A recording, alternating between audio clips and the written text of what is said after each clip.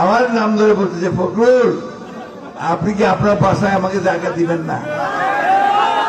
এখন আমি ওনাকে বলতে চাই আসেন আমার বাসায় আসেন। আপনি কোথায় চলে গেছেন দেশবাসী জানে না, পাবলিক জানে না। অনেকে বলে যে আপনি ভারতে চলে গেছেন। কেন ভাই ভারতে কেন? দেশটা আপনার, আপনি এখানে নির্বাচন করেন, এখানকার নেতা, তো আপনাকে ভারতে পাঠাতে হয়েছে কেন? যে আপনি এই দেশের মানুষের বিরুদ্ধে, বাংলাদেশের বিরুদ্ধে আপনি কাজ করছেন। যখন চুরি করেন তখন মনে থাকে না, যখন অত্যাচার করেন তখন মনে থাকে না, তখন মনে করেন যে এই ক্ষমতাটা আপনার চিরস্থায়ী। কিন্তু আল্লাহ তাআলা বলেই দিয়েছেন, সীমা লঙ্ঘনকারীকে আমি কখনো পছন্দ করি না। তোমরা টেরও পাবে না যে আমি কখন কোন দিক থেকে এদেরকে ধ্বংস করে দেব। আল্লাহ